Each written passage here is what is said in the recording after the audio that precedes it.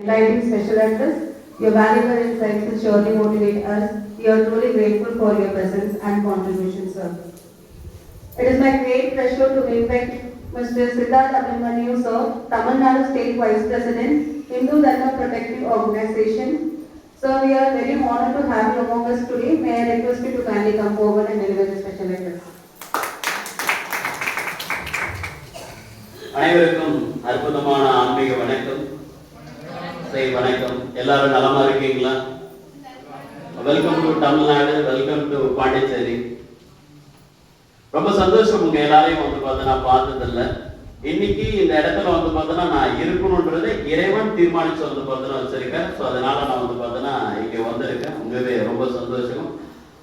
இந்த வாய்ப்பை ஏற்படுத்தி கொடுத்த அனைவருக்கும் நான் ஃபர்ஸ்ட் தமிழ்ல பேசிடுறேன். அதுக்கப்புறம் உங்களுடைய மேம் உங்களுக்கு டிரான்ஸ்லேட் பண்ணிக்குவேன். ஏன்னா நேரம் கருதி நான் தமிழ்லையும் பேசி இங்கிலீஷ்ல பேசினா கன்ஃபியூஸ் ஆயிடுங்களே. ஸோ நான் தமிழ்ல பேசிடுறேன். அதுக்கப்புறம் உங்க மேம் எடுத்துட்டு வருவாங்க. Okay, coming to point. Kashi Tamil Sangamam எதற்காக காசி தமிழ் சங்கமம் உருவாக்கப்பட்டுச்சு? என்ன இல்லை இந்த பாரதத்துல, இந்த பாரத தேசத்துல என்ன இல்லாம போயிடுச்சு. இந்த பாரத தேசத்துல எல்லாமே இருக்கு.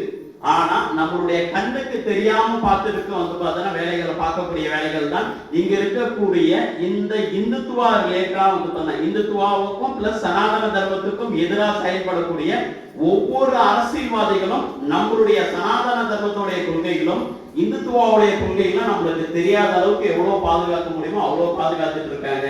ஆனால் காற்றை ஒருபோதும் அடக்கி வைக்க முடியாது. அதோட வெளிப்பாடு தான் நம்ம எல்லாருமே இன்னைக்கு ஒன்னா இணைஞ்சிருக்கீங்களே. காசிக்கும் ராமேஸ்வரத்துக்கும் என்ன சம்பந்தம்? காசிக்கும் தமிழுக்கும் என்ன சம்பந்தம்? இங்க நிறைய பேர் கேட்டுட்டு இருப்பாங்க, காசிக்கும் தமிழ்நாட்டுக்கும் என்ன சம்பந்தம்? ஒரு விஷயம் ஒண்ணு இருக்கு. நம்மளுடைய பாரத தேசத்துல இந்த தமிழ் மண்ணில் ஒண்ணு இருக்கு. திருவாரூர்ல பிறந்தால் முக்தி. திருவாரூர்ல நீங்க பிறந்தீங்க அப்படின்னா முக்தி கிடைக்கும், சரிங்களா? அதே மாதிரி திருவண்ணாமலையை நினைச்சாலே முக்தி கிடைக்கும். ஆனால் காசியில இறக்கும் போது முக்தி கிடைக்குங்களே. உலகத்தோட எந்த மூலையில நீங்கள் இறந்தாலும் உங்களுக்கு முக்தி கிடைக்காது. ஆனா காசியில இறக்கும் போது முக்தி கிடைக்கும். இங்க இருக்கக்கூடிய பெரும்பாலான தமிழ்நாட்டு மக்கள் அவங்களுடைய உடன்பிறந்தவர்கள் யாரோ ஒருத்தர் இறக்கும் போது அந்த அஸ்தி எடுத்து போயிட்டு காசியில கலந்துட்டு வர்றதுக்கு காரணம் என்னன்னா முக்தி கிடைக்கணும் அப்படின்ற ஒரு விஷயத்துக்காக தான். முக்தி அப்படின்ற ஒரு விஷயங்கள் காசியில கிடைக்குது. இதுதான் காசிக்கும் ராமேஸ்வரத்துக்கும் தமிழ்நாட்டுக்கும் உள்ள ஒரு பெரிய சம்பந்தம். தெளிவா சொல்லி இருந்தாருங்களே. இத்தனாயிரம் கோயில்கள் இங்க இருக்கு. உங்களுடைய வேலைகள் என்ன அப்படின்னா, இந்த ஏபிவிபி மூலியமா நீங்க வந்திருக்கீங்க. நம்மளுடைய RSS இருந்தாலும் நம்மளுடைய பிஜேபி இருந்தாலும் நம்ம கத்துக் கொடுக்கறது நம்மளுடைய கலாச்சாரங்களை கத்துக் கொடுக்குங்களா. மாஸ்டர் ரொம்ப சூப்பரா பேசியிருந்தாரு. சாரும் ரொம்ப சூப்பரா பேசியிருந்தாரு. கலாச்சாரங்களை எடுத்துட்டு போகணும். எப்பவுமே ஒரு நாட்டோடைய அழிவு எங்க இருந்து உருவாகும் அப்படின்னா, ஒரு நாட்டோடைய அழிவு இந்தியாவை அழிக்கணும்னா அவ்வளவு சீக்கிரம் அழிக்க முடியாது. ராணுவம் ஸ்ட்ராங்கா இருக்கு, பிரைம் மினிஸ்டர் ஸ்ட்ராங்கா இருக்காரு, ஹோம் மினிஸ்டர் ஸ்ட்ராங்கா இருக்காரு. ஆனா இந்த நாட்டோடைய மத நம்பிக்கையை அழிச்சுட்டா ஆட்டோமேட்டிக்கா அழிச்சிடுமே. என்னன்னா, இங்க எது நடந்தாலும் கடவுள் நம்மளை காப்பாற்றுவோம், கடவுள் நம்மளை டேக் ஓவர் பண்ணுவார், கடவுள் எல்லாத்துக்கும் சொல்யூஷன் கொடுப்பாருன்ற ஆழமான நம்பிக்கையும் பிளஸ் இந்தியா முழுக்க இருக்கக்கூடிய ஒவ்வொரு ஜோதிலிங்கங்களுடைய ஆசீர்வாதமும், இந்தியா முழுக்க இருக்கக்கூடிய 52 சக்தி பீடங்களுடைய ஆசீர்வாதம் தான் இந்தியாவை ப்ரொடெக்ட் பண்ணிட்டு இருக்கு. இது இந்தியாவில் இருக்கவங்க மட்டும் கிடையாது, வெளியே இருக்க எல்லாருக்குமே தெரியும். இதை அழிக்கிறதுக்கு உண்டான வேலைகள் நடந்துட்டு இருக்கிற வச்சுதான் இங்க இந்த சனாதன தர்மத்துக்கு எதிராகவும் இந்து தர்மத்துக்கு எதிராகவும் இங்க இருக்கக்கூடிய அரசியல் கட்சிகள் ஒரு விஷயத்தை உருவாக்கிட்டு இருக்காங்களே.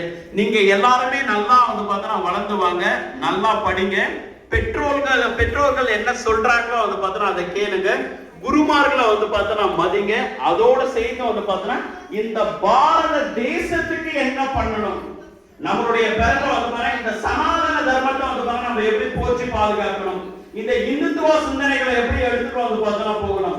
ஒரு காலகட்டத்துல நம்ம எல்லாரும் நம்ம வீட்டுல சொல்லி இருப்பாங்க, உங்க தாத்தா காலகட்டத்தில் உங்களுக்கு இவ்வளவு சொத்து இருந்துச்சு, இவ்வளவு லேண்ட் இருந்துச்சு, இவ்வளவு வீடு இருந்துச்சுன்னு சொல்லி இருப்பாங்களே. இன்னைக்கு சார் ரொம்ப சூப்பரா சொன்னாரு. அகண்ட அதிதீவிர இந்துத்துவ பாரதன்றது வந்து பார்த்தீங்கன்னா நேபாள்ல இருந்து, பங்களாதேஷ்ல இருந்து, பாகிஸ்தான்ல இருந்து நம்மளுடைய நாடு வந்து பார்த்தீங்கன்னா அவ்வளவு பறந்து விரிந்து வந்து பார்த்தீங்கன்னா இருந்துச்சு. இன்னைக்கு எல்லாம் வந்து பார்த்தீங்கன்னா மாறி இருக்குங்களே.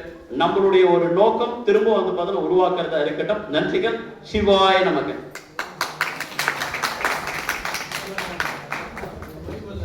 Sir, I extend a